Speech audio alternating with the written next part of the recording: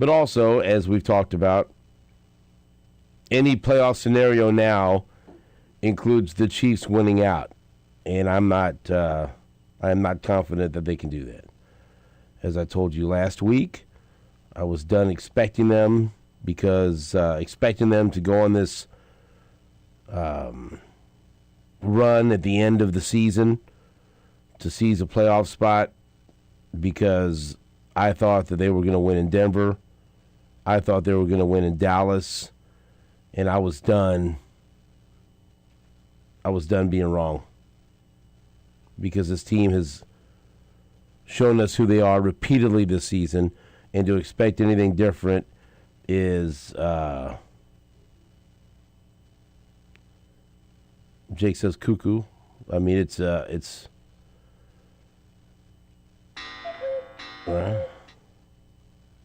once again, fool me once. You know, fool me can't twice. Get fooled again. Not gonna do it.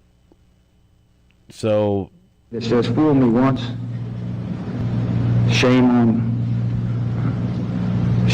you. It fooled me, you can't get fooled again. right, and I wasn't gonna get fooled again.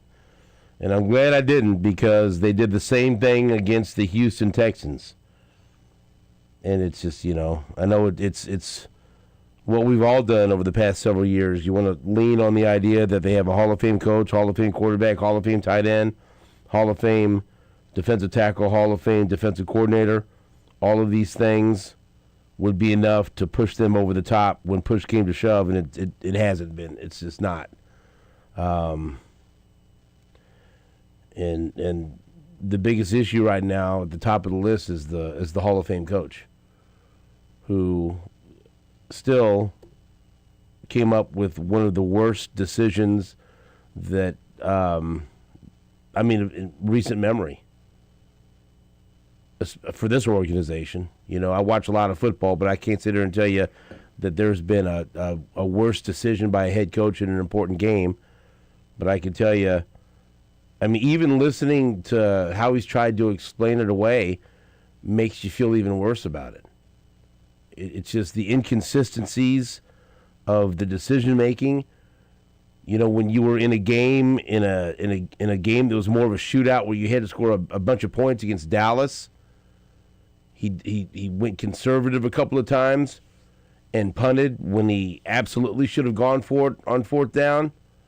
And then in a game that was a defensive struggle where every point was precious, he decides to, turn into 15-year-old Steven St. John playing Madden on PlayStation. Oh, my own 31, fourth down, I'm going to go for it. You can't do that. That wouldn't happen in a real game. This ain't a real game. I'll do whatever I want. I'm going for it. Piss off my friends. Well, if you're not going to play like real football, then I'm not going to play.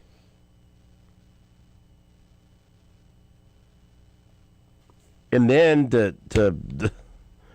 I don't want to talk about this again. We did this all yesterday.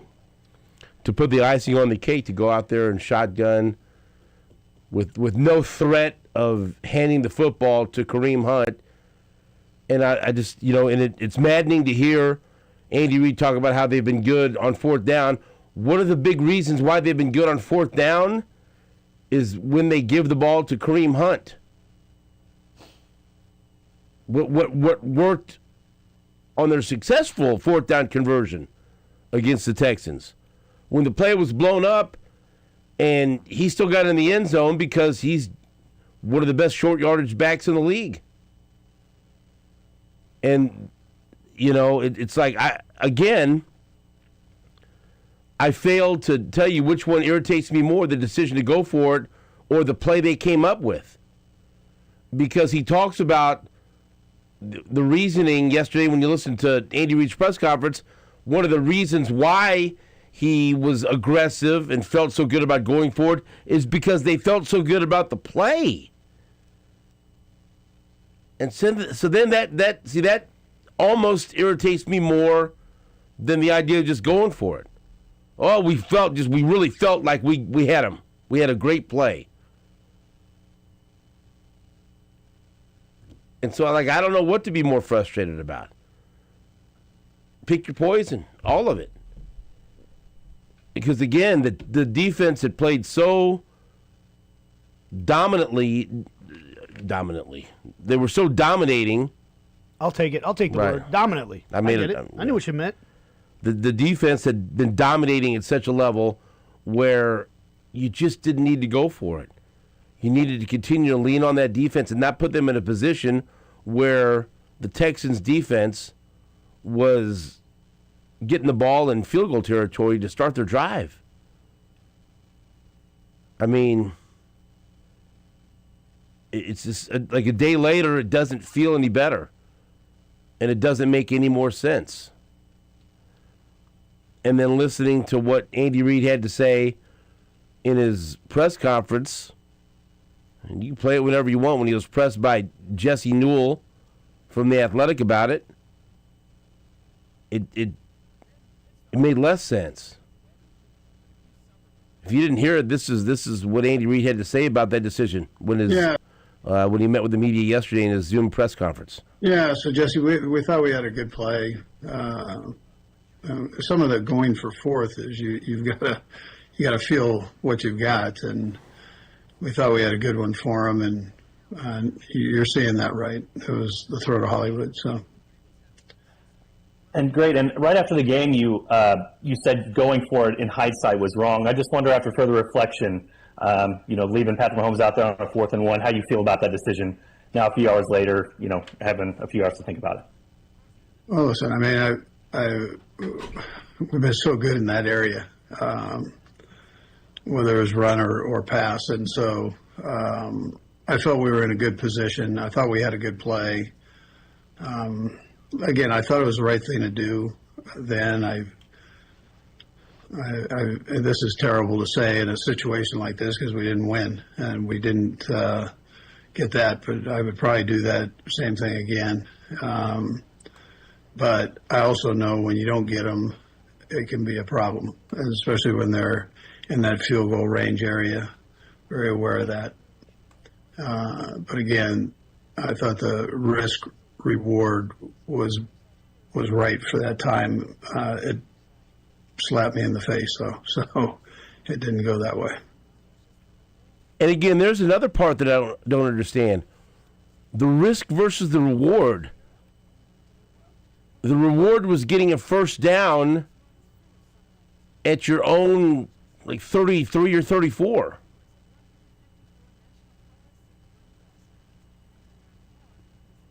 That's the reward. I mean, there's no guarantee that that doesn't even, you're not even close to midfield. Like, when I think about a risk versus reward there, it's, this will get us into field goal territory. Or, I'm trying to think of another scenario in that game, in that situation. Like, we've seen games where you've got the ball and you don't want to give the ball up because your defense isn't playing well and you might not get it back in the same situation. Or when you know you need to score a lot of points to win the game. The Dallas game. And the Dallas game offered a couple of 4th downs where the risk versus reward made sense because you knew the way Dak Prescott and George Pickens and CeeDee Lamb were playing on that day, you were going to have to score a lot of points to win. And so that wasn't the day to be conservative. And that wasn't the day to punt in plus territory. That day was on Sunday. And so that's what's it's the inconsistency. And that's when people have said, man, it's almost like Andy doesn't quite have a feel for the games that are taking place. Because he's searching to figure out what's real and what's not with this football team. And it does change. I will say this, it does change on a weekly basis. Because last week when I was expressing concern about the offense and their ability to put up points and properly protect Patrick Mahomes against the Texans, Jake and almost everyone else had said, I'm more worried about the defense. And my response was, I feel good about the defense at Arrowhead because the defense at Arrowhead is different than the defense on the road. And I felt good about them actually getting to C.J. Stroud. It's a good matchup with the Texans' offensive line. And so I felt good about the defense at home against the Texans. I was worried about the offense. Now, different game when they go on the road later, then I'll go back to worrying about the defense. Because I'm not telling you the defense is fixed. Because the defense has had their issues. Check Dallas. But the inconsistencies of the team, I think they've led to the inconsistencies in the decision-making for Andy Reid. And so it's like he can't get on the same page. In a game where you can't trust the defense and you need to be bold and aggressive, he was too conservative a couple of times against Dallas. But then in a game where you absolutely have to lean on your defense because they're playing in dominant fashion, and you can't trust your offense because nobody can catch, then that's the day from your own 31. Not only do you decide to go for it on fourth down, let's throw it. Let's toss the ball around the football field. And I'm just telling you, I don't care what kind of play it is. I don't care how easy of a catch or a throw and catch you think it is. Whatever was going on in the air, maybe it was the weight of Leo DiCaprio up in the Kelsey suite, and then thinking, my God, the biggest movie star in the world's here. I can't handle the pressure. Maybe they looked up and caught a glimpse of Selena Gomez. That would have a lot of people, flustered. But especially like if you got a feel for the game, and you see what's going on. What are some things at that point in the game that you're taking away from what you're seeing? Well, we're having trouble catching the ball today. We are. Not just one guy. Everybody was. We're having trouble protecting Patrick Mahomes. We've had to go to a rookie free agent left tackle after one play.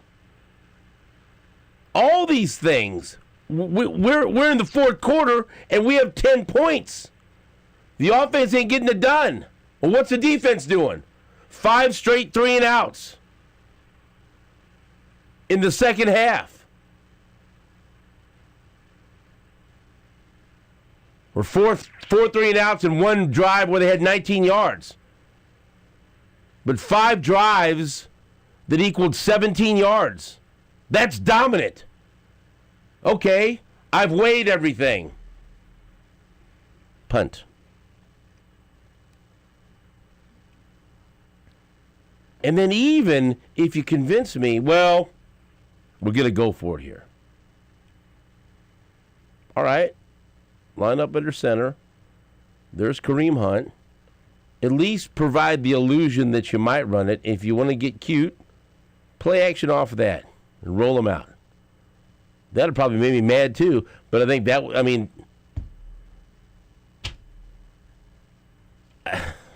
it's just, again, the decision, then the play call, and then the explanation, maybe go through it all over again yesterday. And then, well, let me check out Monday Night Football at another wonderful holiday event last night, and so I didn't get a chance to watch the whole game, but I was keeping tabs because I locked in to make sure to see whatever I was rooting for. I knew the opposite would happen because that's what football is for me this year. And then to see Jalen Hurts turn into a turnover machine, and then just have look, you know what? The Eagles are going to find a way to win this game, and the Chargers are going to find a way to lose it. And the Hurts just threw another interception in overtime. Oh, my God. Game over, Chargers win. Like, okay. All right.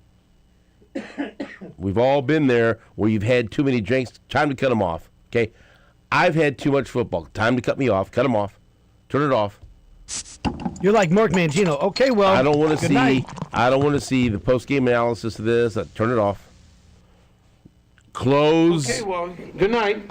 Close Twitter. Close X. Put your phone away. I don't want to see it. I don't want to hear it. Too much football. Cut me off. Go to sleep. Out. Good night. Okay, well, good night. And again, it's hard for me to be mad because, like, I'm sitting here rooting for the Eagles and a coach that I can't stand, and Nick Sirianni, against the Chargers, and I put myself in the position to be pissed off again late on a Monday night. And you know what? This is the Chiefs' fault. Why this loss matters, and yet they still live. They're still alive. Hey, it is what it is, man. And until they're mathematically eliminated, we're going to act accordingly. It's all we got right now. Jesse Newell from The Athletic posted late last night, 11:15 p.m. If Chiefs win out, 70% to make playoffs if Denver beats the Chargers in the finale. Just that specific game. And 7% to make it if the Chargers win that game, per the Athletic Playoff Simulator. So just imagine this scenario if this plays out. What if it gets to that point? And Denver has this scenario. They can win to secure the 1 seed. Or they can lose and eliminate the Chiefs from the playoffs. Well, I mean, they would, unless they're complete morons, they would want to win. Of course. Because you'd get the bye week. But there would be that little caveat. We win, we get the 1 seed, but we let them in. But at this point, like, are people or other teams even concerned about it? I still think they could be, they should be, but we, again, from a couple of weeks ago, I said, hey, I wouldn't want to play the Chiefs in the playoffs. Maybe they do now, after watching this team just, hey, does anyone here have a gun? Can we borrow it so we can repeatedly shoot ourselves in the foot for 3 hours, please? Can you leave a couple of rakes out so we can just walk right into them and make sure the handle comes up and slaps us in the face? You have any buckets of confetti and buckets of water you can come just throwing, whatever? Anybody got any big red noses and big floppy shoes so we can have a clown show here? I mean, it's amazing. It's amazing how many mistakes they make in a game and how many times with a game on the line somebody does something stupid or drops a... I covered that game, and I still can't believe how many passes were dropped. And everybody that covers the game is a different number. I've seen one guy say 9, one guy say 6, one guy say 7. What do I say? There was a lot of them. You know that there were a lot of drops when nobody could figure out how many there were. There were so many, no one can figure out how many there were. And I don't know, like, I think back, I get triggered, like I think about different ones, and I don't know which one I'm most mad about. Tyquan Thornton open for the touchdown. Oh, he dropped it. Oh, Rasheed Rice is up. Oh, he dropped it. Oh, gotta have it. Come on, Kelsey. Interception. And amazing, though, that sound effect was going on the field. Can you believe that? Play that. That's the sound of the interception at the end.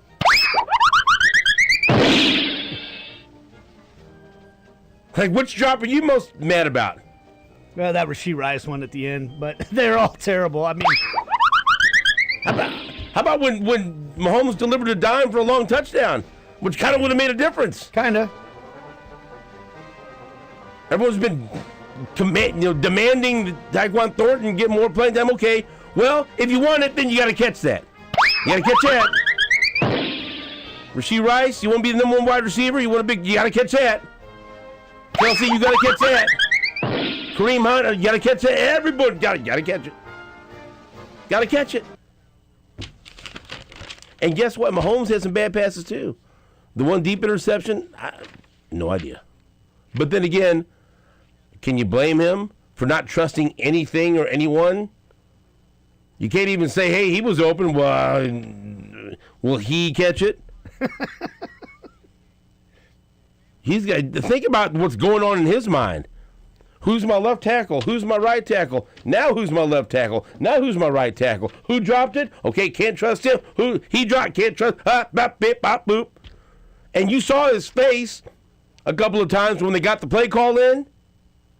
He looked like us. Like, are you serious?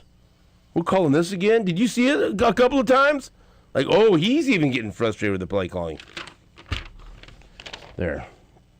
Hey, a day letter? I needed some stuff to get off my chest. Yeah, you got that off your chest. That's good. How are you doing? By the way, dominantly is a word. I know. So you're good. It just didn't sound right. And I looked at it, I didn't sound right. Dominantly. I'm an English major. I have an ear for this. And the word didn't sound right coming out of my lips. But let me tell you something. You know what else doesn't sound right? The Chiefs are below 500 right now. But guess what? They've earned it.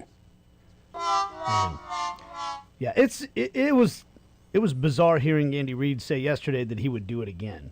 That's the part, because like after the game he was like, yeah, wrong decision. You know? Okay, well at least he owned it. That's kind of what I was thinking. Well, like nobody else wanted to talk, but at least Andy Reid doubled down on that bad boy yesterday. But yesterday he had was time to clear his head, and he goes, "I'll do it again." Wait, what? When he said the risk versus the reward, I'm like, what? Crazy. I think he got swept up in the emotion of that run that Mahomes made, the play right before. You know, he takes the hit, he spins off of it, he gets, and he's like, I think he got caught in the emotion. Oh, Mahomes is going to will us to win again, and I'm going to put the ball in his hands. Because I was feeling that a little bit in the moment that it happened. My first reaction was, okay, here we go. This is Mahomes being Mahomes, we go. And then I thought, oh, you can't do it here at the 31. If they were 20 yards up the field, maybe. But that's just wild. I don't know I hope he doesn't really believe that he would do it again. Because that's what you can only believe what he says. I mean, man, that gave them the lead in a game where they were showing no signs of taking the lead in the second fourth half. quarter, when you had C.J. Stroud in quarterback hell. And you're playing against a really good defense in your offense. I mean, they were playing better in the second half. You literally on offense, called a bail bondsman and bailed him out. All right? And then the Texans jump bail on you. All right? Now you're out $10,000.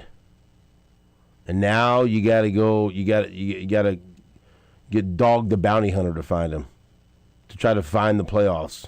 Well, and that was probably tough not to swallow. It's a drop I haven't heard in a while. So I can't. Instead of getting mad at the Eagles last night, it just made me get even angry at what the Chiefs did on Sunday. Hey, what happened? You know, of course, Jalen Hurts is going to turn into an absolute turnover machine. Just being in a position having to root for the freaking Eagles. A machine. Like, oh, one of the good things I do is I don't turn the ball over. Let me turn the ball over more than I ever have in a game. All right? You know, football, screw you. How about that? That's right. Stupid. You know? You haven't been good to me this year. You've been good to me over the years. Yeah, the last 10 years have been pretty damn good. Not this year. But they're still alive. Are they? I mean, are they?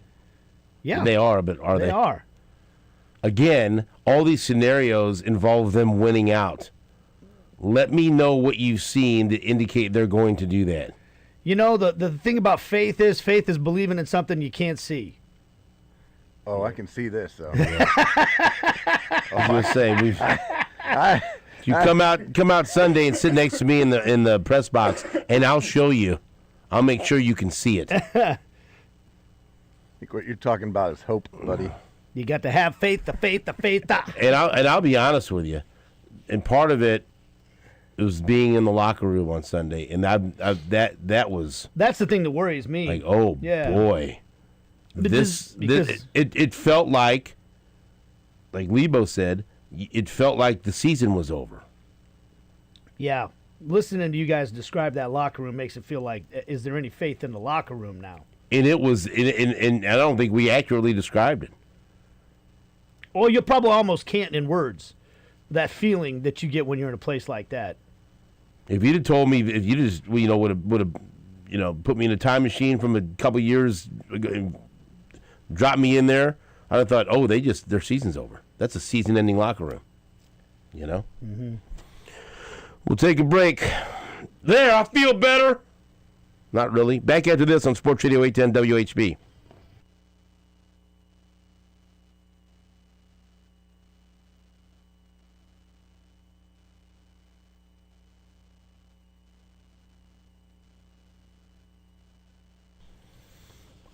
What is up, Kansas City? Stephen St. John here for my wonderful friends at WeatherTech Renovations. And we have experienced some interesting weather over the past week or so. And, it's December in Kansas City, so the weather is going to be even wilder. And whatever happens, storms, maybe hail, wind, ice, rain, snow. If any of the weather does damage to your roof, you need to contact my friend Brian Donegan at WeatherTech Renovations, Kansas City's trusted name for storm repair, roof replacement, and inspections. You don't know what's going on up there on your roof, and you want to call somebody that can help you and make sure that everything is taken care of with your home, right? Because you don't want to wait, because a small problem could become a big problem real quick. And if you call WeatherTech Renovations, their rapid response team will get out there and they'll stop leaks before they become major problems. They'll identify whatever the issue is and give you a solution real quick, because they're the best in the business. And if you have a legitimate claim and you need to get insurance involved, they'll advocate for you. If not, they'll still guide you with another solution and save you the trouble that a bad insurance claim can bring. So contact WeatherTech Renovations. All right? Give them a call at 816-988-8957 or online at WTRenovations.com. WTRenovations.com, and tell them SSJ sent you.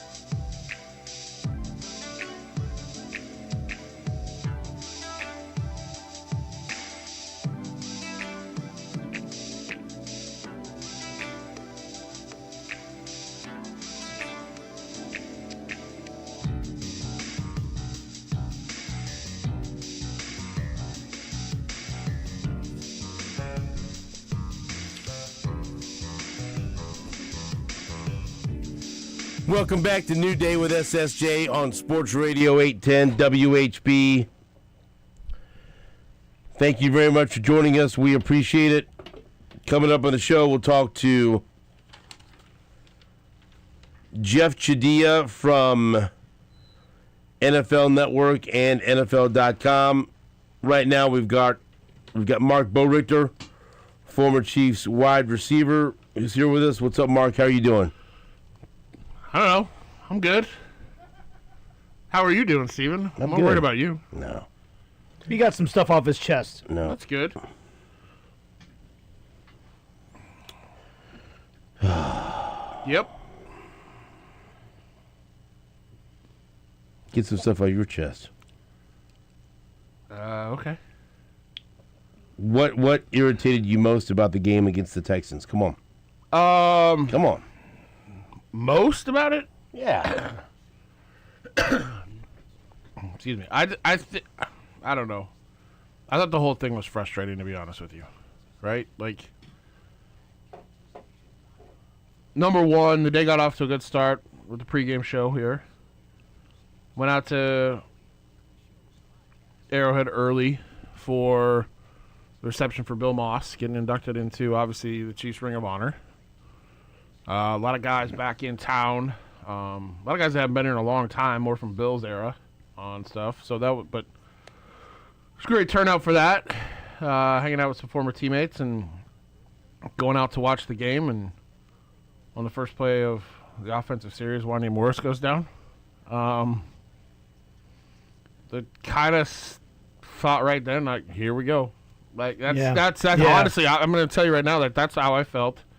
I was like, he went down in a heap the first, and I didn't see it. Obviously, I was at the game, and they didn't show really any of the replays.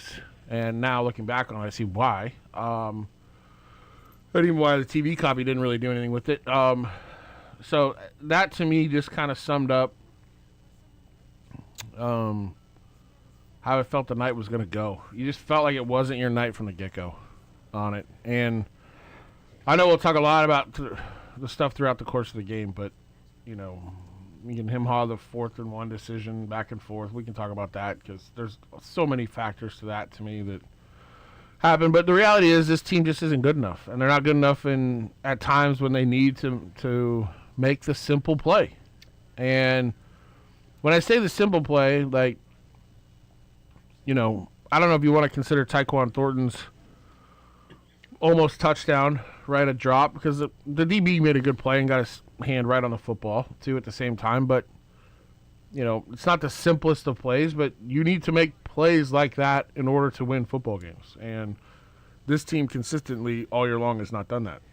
Yeah, like the drop by Kelsey at the end, the pass was behind him. It's a tougher catch, but we've seen him make catches like that. Oh, and absolutely. It's almost like somebody's got to make one of those plays. But the thing that's crazy is like the Rashee Rice. That's why when Steven asked me like that, there's no excuse. No, and he had one of those in Thanksgiving too, right? Yeah. Like same type of deal. Like that, the Kelsey one,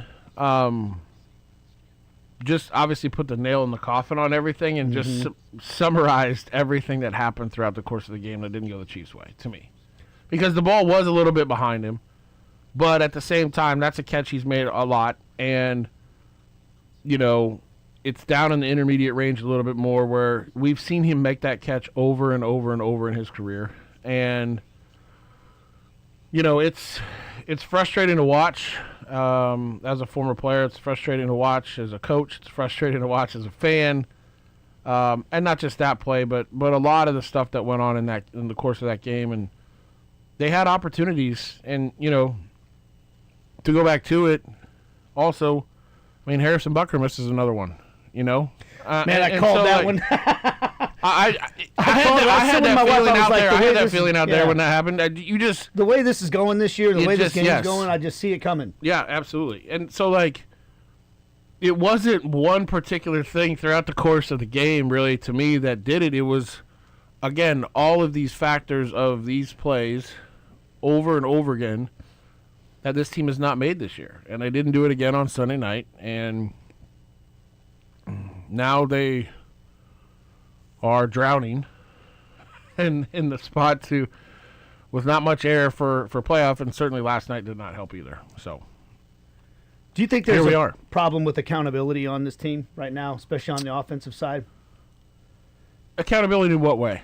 Well, we've had some people tell us, some of the things that have happened this year, mistakes that have been made, and things that, like back when, for example, When Eric Bieniemy was here? he was here, you'd be lit up on the field. You'd have to answer for it. Somebody would hold you accountable. This thing where guys apparently, like after a bad game, they don't talk, they duck out, things like that. Do you think that's an issue? I think those are two different things. Number one, You don't think they're tied together? at No, all? I don't. Okay. I don't think they're tied together. If you want to talk about being accountable in general, yeah, I think. I mean, you could tie them together that way. I guess. Yeah, that's what I'm saying. Yeah, but I think they're two separate things, though. When you look at it, it's hard for us, I think, to sit out here on the sidelines and watch this after being spoiled for the last eight years, right, with what they've done and the amount of success that they've had.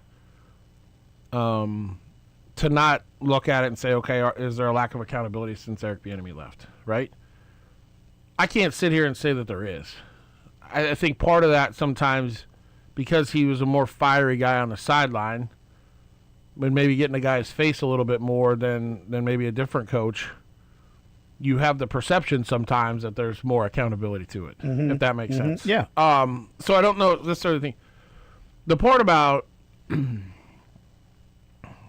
after a game and all those guys not wanting to talk to the media, right, is a difficult thing for me too, because I've been in that locker room before. I've been in situations before where I've dropped passes, on stuff, and you don't feel like talking. Right.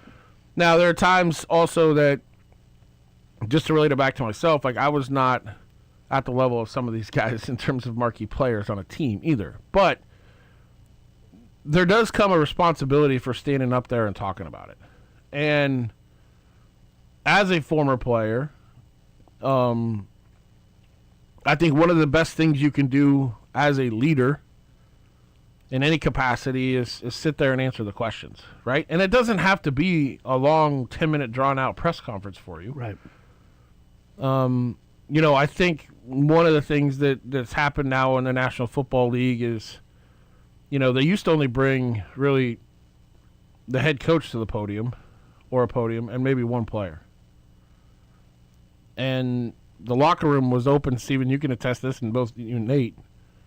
The locker room was where you conducted all your interviews, right, for the most part, back in the day. In fact, a lot of times your starting quarterback was sitting in his locker. He wasn't sitting in a microphone, right? So I think there's been this kind of shield put up that allows guys to get out of there. And the way they do the process now with this, quote, cooling off period more so than anything is it allows these guys to escape and get out of there. The cooling up period or the ducking out period. Yes, and I don't necessarily agree with that. Now, I'm also not going to put fault on a guy for, a guy not wanting to talk necessarily after a game sometimes, right? That's his right to do so.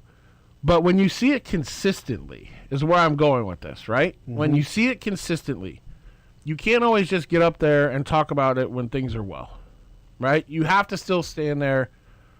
And from an accountability standpoint, I don't necessarily feel like a player owes it to the fans, okay? I don't necessarily feel he does. But I think there's an accountability piece there and a personal side of it that you understand the business you're in, and that's playing professional football on a Thursday, Saturday, Sunday, Monday, Wednesday, all these days now, right, on stuff, that you're in the public spotlight and people want to hear from you. And you know what? It's okay to sit up there also and be like, I didn't have a great game tonight. I let our team down. Because that's how those guys feel in those scenarios, right? They're human beings also. But I do just feel like there's a little bit of lack of, and I don't want to call it accountability necessarily to it, but I think a lack of maybe just a self-awareness to them of getting up there and talking about it. Because the more you don't do it, the more it just looks like you hide. That's the perception, right? We have Marc Boerigter in studio. Back after this on WHP.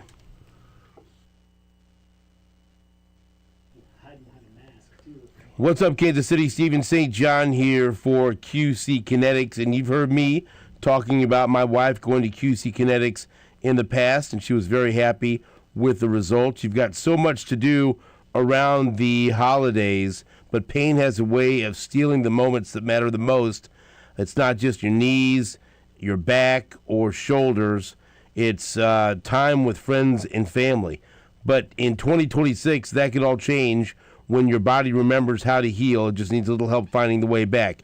QC Kinetics believes relief doesn't have to come from surgery or pain pills. They use your body's own natural healing abilities to repair and restore what's been lost, helping you move, live, and feel like yourself again. QC Kinetics delivers long-term relief finally, making you ready to do all the things that you want to do. It's time to take that first step, to walk, hike, dance, enjoy the holidays, live without wincing, live without pain. Call QC Kinetics and find out what they can do for you. QC Kinetics has helped many, many people in the Kansas City area. And look, you could be next. QC Kinetics. If you would like to learn more about QC Kinetics, you can go and see them off of 435 and State Line, or also in Gladstone. And again, you go in for your free consultation like my wife did, and you can take that first step to feeling good again with QC Kinetics. And when you talk to the good folks at QC Kinetics, you need to tell them that Stephen St. John sent you.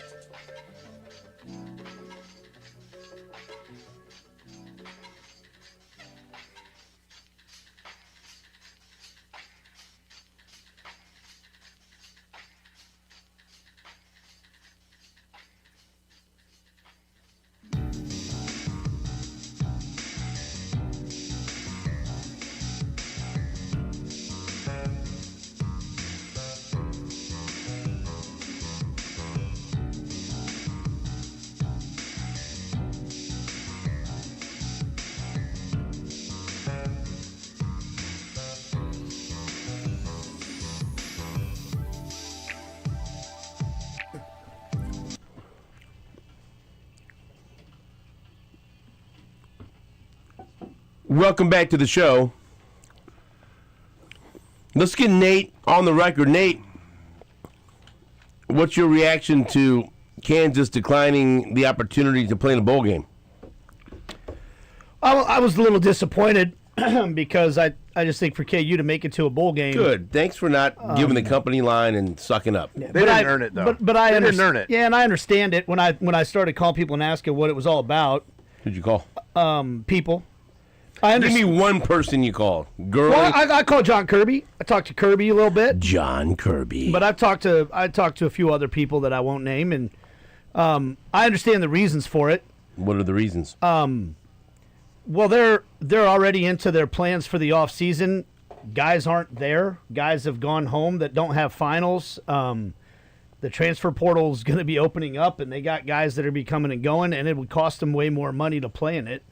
And they weren't, because of their record and everything. They've already moved on. Basically, is the shortest way to put it. So, but I was disappointed just because when I saw it, because I'm like, hey, for KU making a bowl game, that's not anything to take for granted, to take lightly. But as Jake said, they didn't really earn it. 5-win season. Where would they have gone?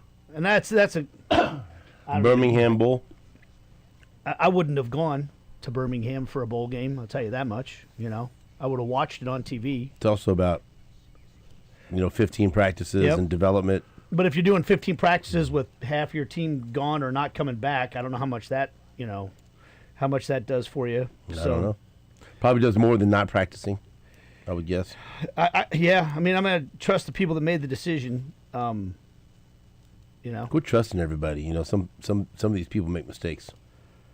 Well, you know what? Hall of Fame coaches make mistakes, as we've Right. seen. See, that's right. Yeah, and I don't. Quit putting your head in the sand. I can't say that this was a mistake by KU. But I was disappointed because going to a bowl game still matters to me.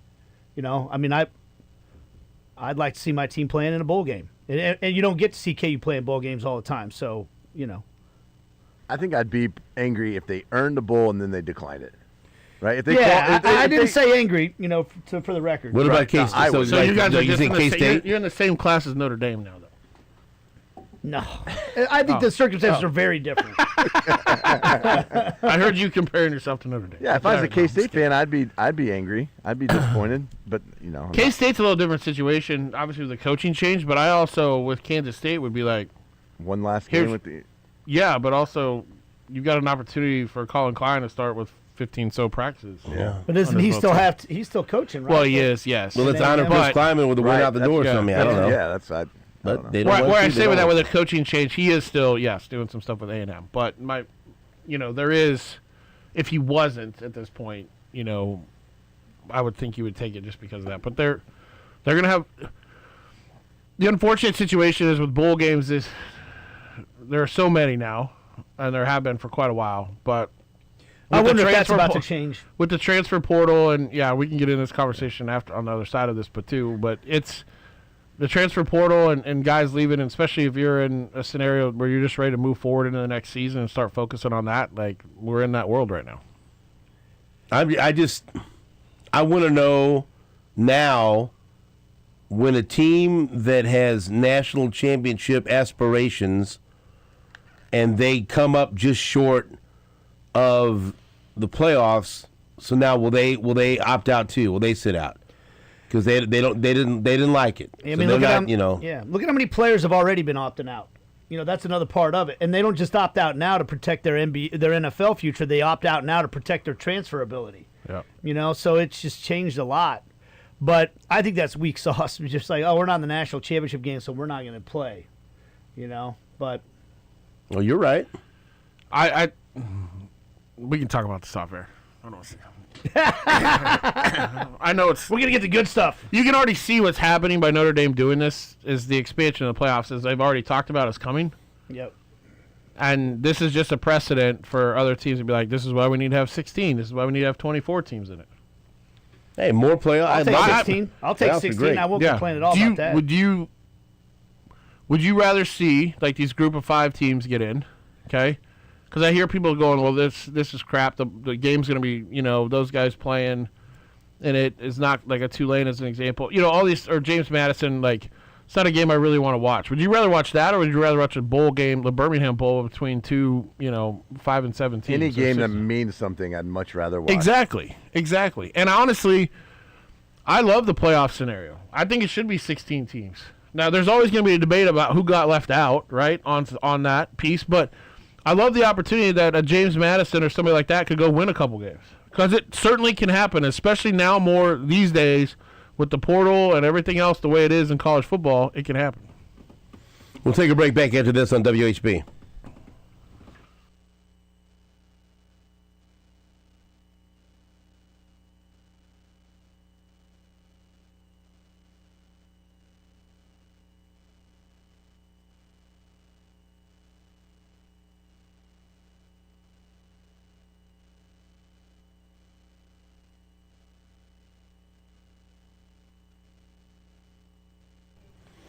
Missouri, your moment is finally here because DraftKings Sportsbook, America's top-rated sportsbook app, is live. Now you can make every game even more exciting with same-game parlays, money lines, props, and more, all from your phone, all safe, secure, and easy to use. Missouri fans know all about game days with tailgates, passion, everything, and now with DraftKings Sportsbook, you can bring that same energy to every snap, every touchdown, every win. And right now, new Missouri customers can bet just $5 and get $300 in bonus bets instantly. Download the DraftKings Sportsbook app and use code 810WHB. New Missouri customers, bet $5 and get $300 in bonus bets instantly. That's code 810WHB. The crown is yours in partnership with DraftKings Sportsbook. Gambling problem? Call 1-800-GAMBLER. 21 plus. Physically present in Missouri. Eligibility and restrictions apply. Terms at DraftKings.com/sportsbook. Bonus bets expire 7 days after issuance. For additional terms and responsible gaming resources, see sportsbook.draftkings.com/promos.